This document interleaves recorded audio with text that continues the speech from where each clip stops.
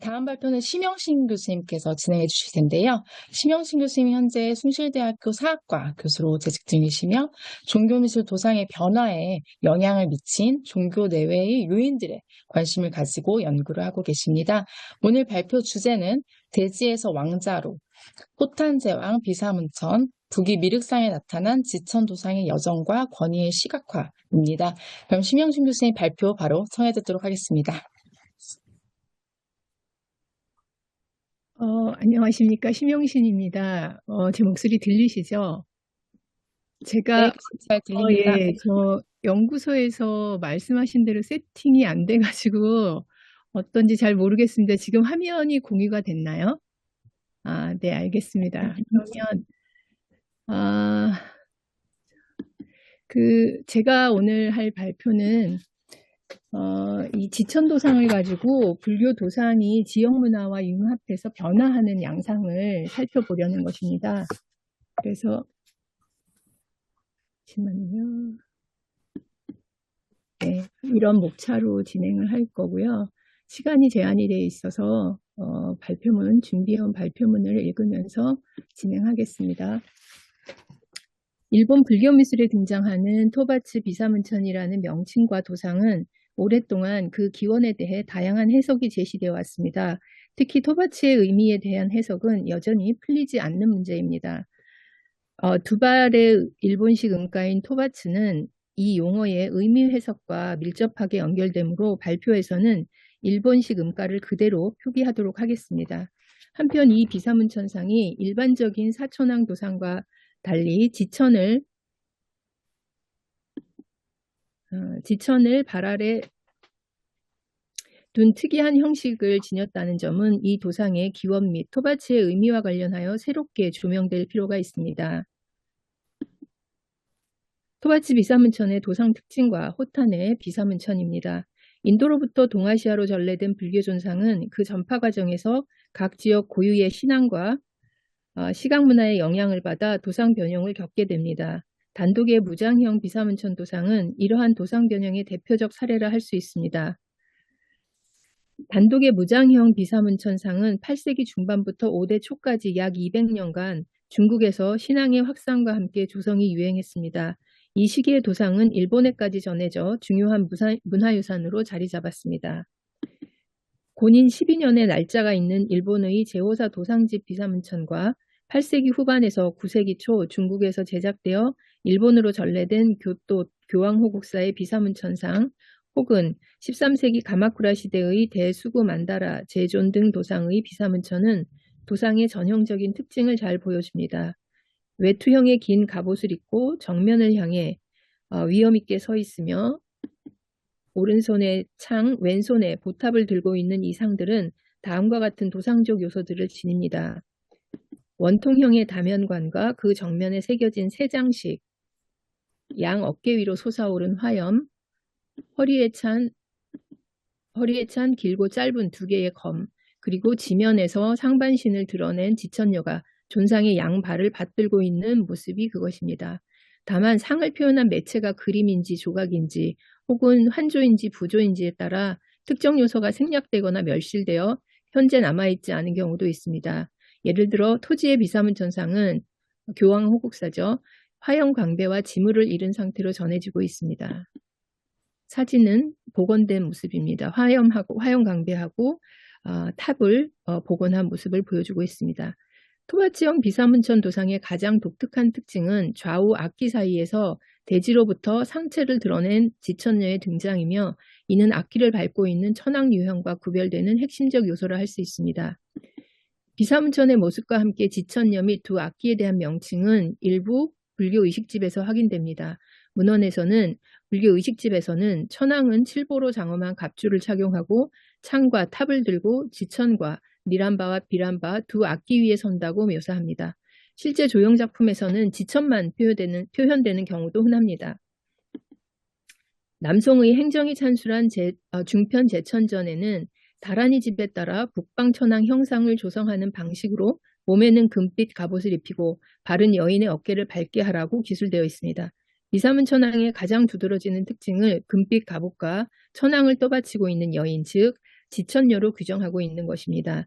이는 토바츠형 비사문천 도상의 가장 두드러진 특징인데 이를 보여주는 가장 이른 사례는 호탄 지역에서 발견됩니다. 오렐스타인이 발굴한 호탄 외곽의 라왁 사원지에는 탑지를 둘러싼 담장 벽면 안팎으로 불교 존상들이 일렬로 빼곡히 배치되어 있습니다. 이런 모습인데요. 복식으로 보아 이들은 대체로 불상으로 추정됩니다. 담장은 많은 부분이 파괴되었고 불상들도 목이나 가슴, 허리 윗부분이 소실되었으며 신체 하부까지 파괴된 사례도 존재합니다.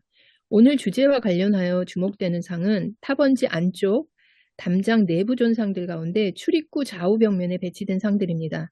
이 상들은 라왁탑지 담장에서 발견된 불상들과는 다른 복식을 갖추었는데 스타인은 이들을 사천왕상으로 해석하였습니다. 발견 당시 촬영한 사진에는 문에서 멀리 있는 좌우의 상들 두 발 사이에 지천으로 추정되는 작은 인물상이 보입니다. 문에서 가까이 위치한 향좌의 상은 발 아래가 확인되지 않습니다. 그러나 스타인에 의하면 향우상의 발 아래에는 머리가 심하게 훼손된 채 누워있는 인물상이 발견되었다고 하는데 돌출된 넓은 입술과 평평한 코 등의 특징으로 인해 스타인은 앞뒤로 보았습니다. 아마도 단단윌릭에서 발견된 천왕상 발 아래 누워있는 악기와 유사한 모습이었을 것으로 추정됩니다. 그런데 출입구를 기준으로 좌우의 신장상들이 착용하고 있는 복식에는 차이가 있습니다. 입구 우측, 그러니까 향좌의 상들은 장화를 신고 바지를 입었으며 좌측, 향우의 상들은 치마처럼 길게 내려오는 외투 같은 복식을 착용하고 있습니다.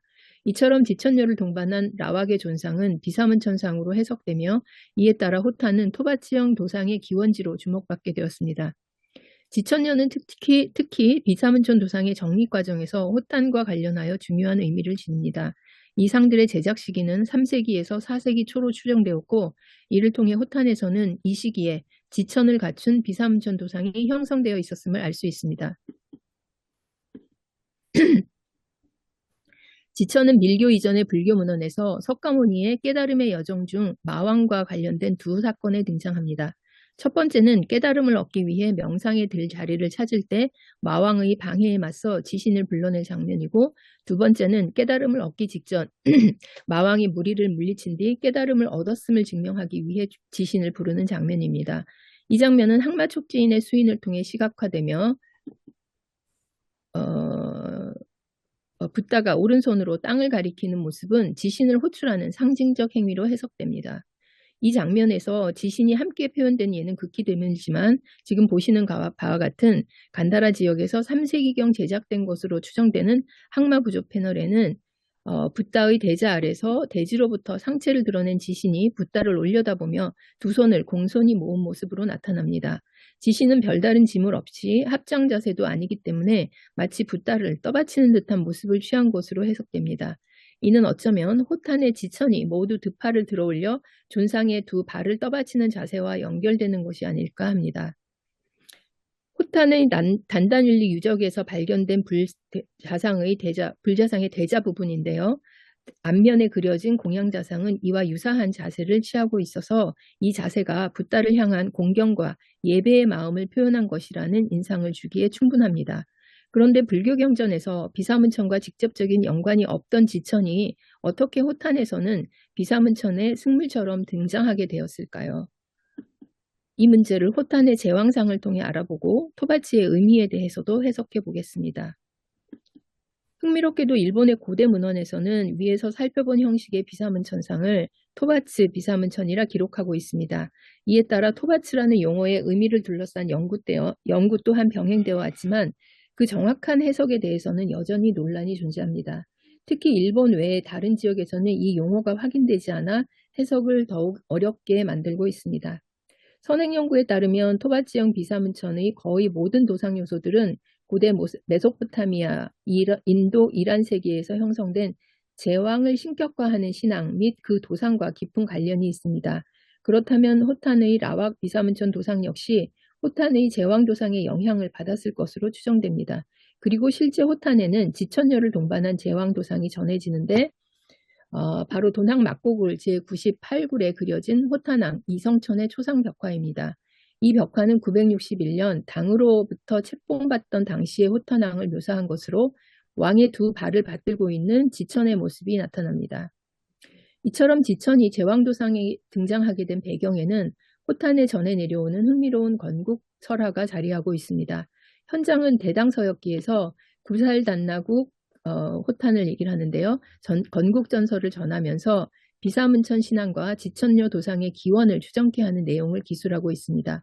구살단나국의 왕이 자식이 없어 비사문천에게 기도하자 비사문천의 이마가 갈라지며 아이가 태어났고 아기가 젖을 먹지 않아 다시 빌자 이번에는 땅이 솟아올라 유방처럼 불룩해지며 아기가 그 우유를 먹고 자랐다는 이야기입니다. 현대의 호탄을 의미하는 우전을 일컫는 구살단나는 버머 고스타나로 지유, 즉 대지의 젖을 라는 뜻을 가집니다.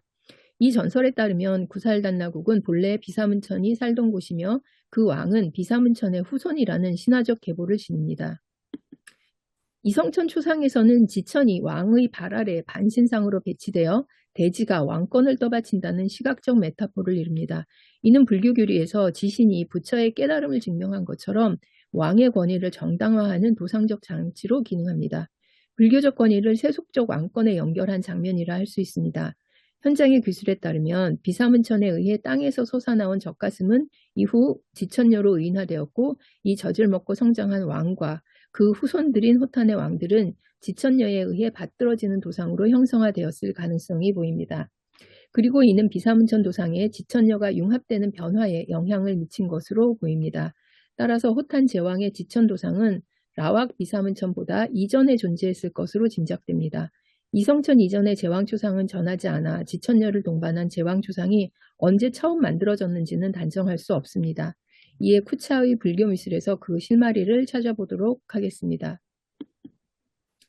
쿠차의 키질가하 석굴 중 제13굴과 14굴에는 6, 7세기경으로 추정되는 왕실 공양자 도상이 그려져 있습니다. 가족으로 보이는 여러 명의 공양자들은 옆 사람과 발이 겹칠 듯 두 다리를 벌리고 서 있는데 발끝을 세운 쿠차 공양자상의 전형적인 모습을 보이고 있습니다.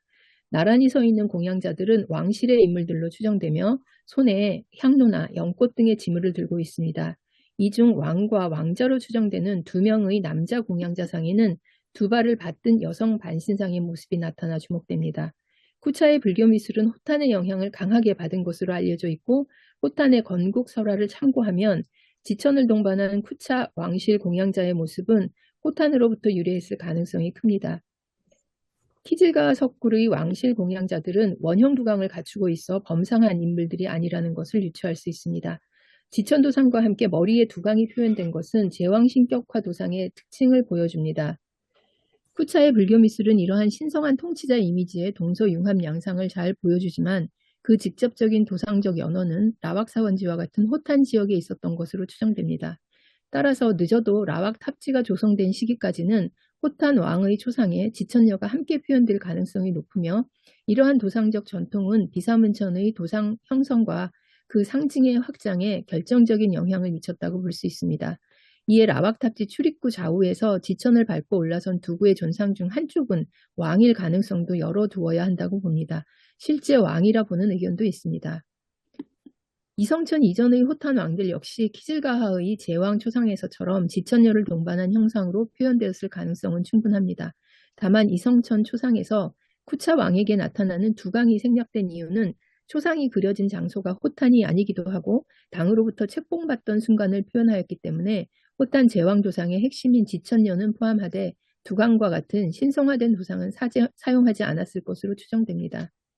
대당서역기의 기술을 참고하면 지천녀로 상징되는 지유, 즉 대지의 젖은 호탄 왕계의 기원과 그 전승을 가능하게 하는 매개로 작용하며 이는 비사문천의 가호에서 비롯된 것입니다. 이러한 맥락은 호탄에서 비사문천 신앙이 유독 성행하였던 이유이기도 하며 제왕도상에 나타난 지천녀가 후대 비사문천 도상 형성에 영향을 미친 중요한 배경이 되었을 것입니다. 호탄의 제왕도상과 관련하여 주목할 점은 이 도상이 일본 고대 문헌에 등장하는 토바치의 의미를 해석할 수 있는 실마리를 제공한다는 것입니다. 토바치형 비사문천 도상에 대한 언급은 불교 의식집 외에 12세기 이후 일본의 도상 관련 문헌들에 나타나기 시작합니다. 이 문헌들에서 등장하는 토바치에 해당하는 표기는 다양하지만 음은 동일하게 토바치입니다.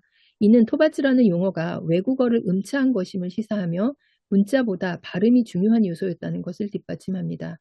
일본의 다른 지역에서는 이 용어가 발견되지 않는 것 또한 이 용어가 외국어를 표기하는 일본식 글자였기 때문으로 추정됩니다. 이 기록들 가운데 1180년 일본의 상가인에서 승려 신가쿠가 편찬한 별존잡기에서는 토바츠 비사문천의 특징을 발 아래 지천녀, 몸을 장식한 칠복, 왼손에 보탑과 오른손에 창, 허리띠에 들이운 검, 분노의 표정 등 5가지로 묘사하고 있습니다. 얼핏 보기에 이 기록은 두발, 토바츠라는 명칭이 도상적 특징을 지칭하는 것처럼 보이지만 일반적으로 이 명칭이 도상의 발원지 또는 연원지를 지시한다고 보는 견해가 우세합니다. 이 용어가 지명을 나타낸다는 해석은 대체로 호탄과 티베트를 중심으로 논의되어 왔습니다. 이를 호탄과 연결지은 최초의 인물은 오렐 스타인입니다. 앞서 언급한 바와 같이 스타인은 라왁 사원지에서 토바츠형 비사문천 도상을 최초로 발굴한 인물이기도 합니다. 그는 토바츠라는 명칭이 호탄을 의미하는 고대 투르크어 투바트에서 유래했다고 주장했습니다. 흥미롭게도 일본 문헌에는 이 명칭이 지명과 관련되어 사용된 흔적이 명확하게 나타납니다. 계람수렵집에서는 이것은 동방 토바츠국에서 출현한 상이다 라고 기술하고 있어 토바츠를 명확히 국가의 이름으로 인식하고 있음을 보여줍니다. 또한 아주초에서는 토바츠 국왕의 형상이며 혹은 도발, 토바츠, 다른 글자죠. 라고도 한다고 기술하고 있어서 비사문천은 그 나라의 왕을 본뜬 형상이라는 인식이 명시됩니다. 토바츠 비사문천을 토바츠국 왕의 형상으로 기술한 문헌은 이외에도 행림초에 있습니다. 이 글에서는 토바츠국 대왕의 형상을 나타낸다고 설명하고 있습니다. 또한 아사박초에서는 토바츠국의 왕으로서 나타난 모습이다 라고 기술하고 있습니다. 토바츠 비사문천이 토바츠국 왕의 형상이라면 과연 어느 나라를 지칭하는가가 문제입니다.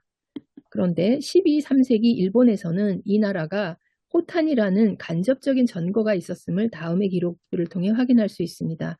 행심초에서는 지천이 발을 받들고 두 야차가 좌우에서 발을 받치고 있다. 이 모양은 어떠한가? 토바츠 비사문의 모습이다.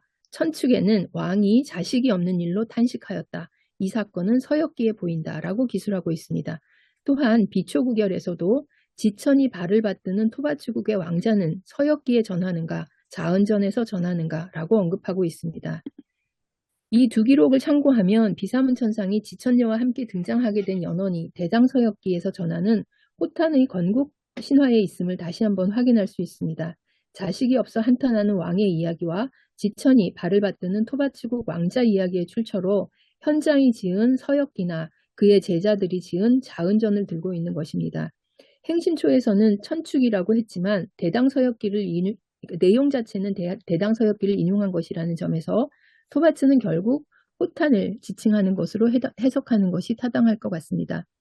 또한 토바츠국의 왕자라는 표현을 볼 때 쿠차의 키질가하 석굴에서처럼 호탄에서도 왕과 왕자가 모두 지천녀를 동반한 도상이 성립되어 있었을 가능성이 큽니다.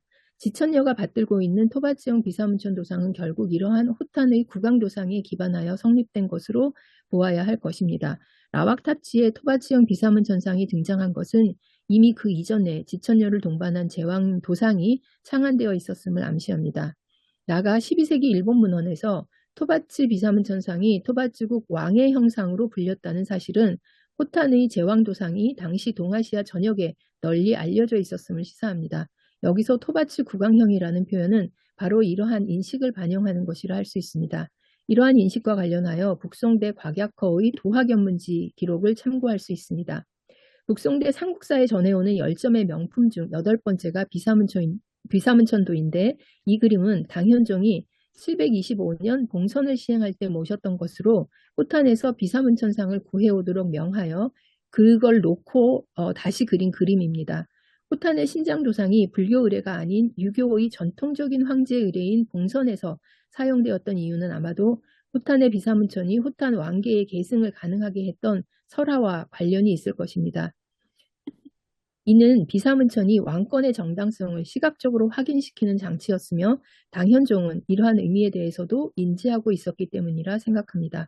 그리고 이러한 인식은 일정 시기까지 동아시아에서 공유되었고 일본의 토바츠라는 용어가 그 증거의 하나가 아닐까 생각합니다.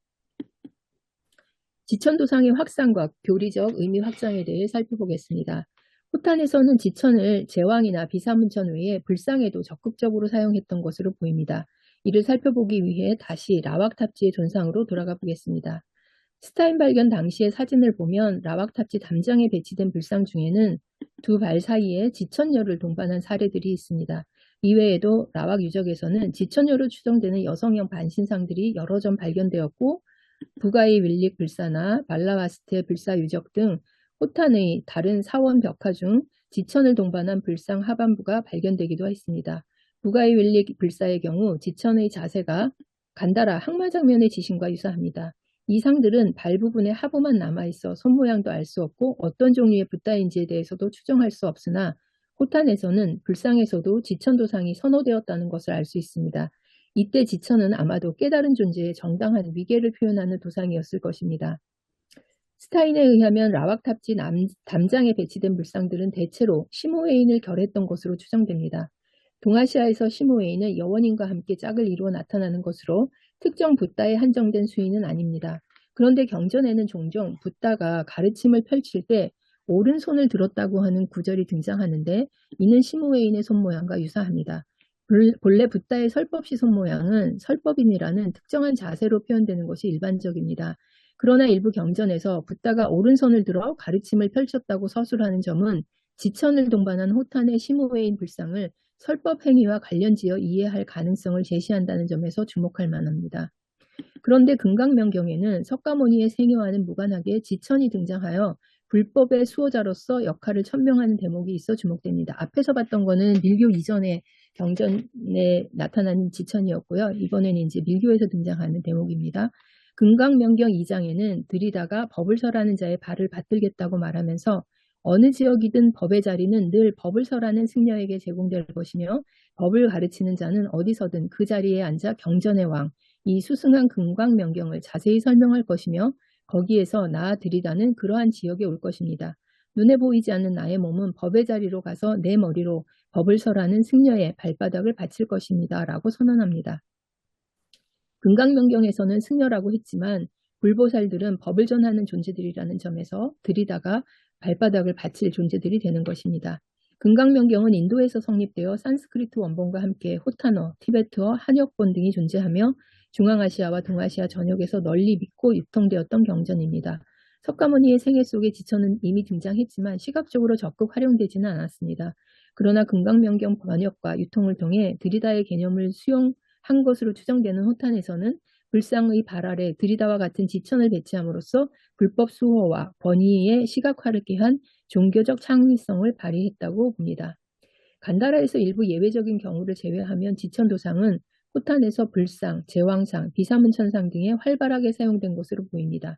그런데 호탄의 3, 4세기경 라왁사원지에서 확인되는 지천도상은 부기로 전해져 교각자 불보살상에까지 나타나게 됩니다.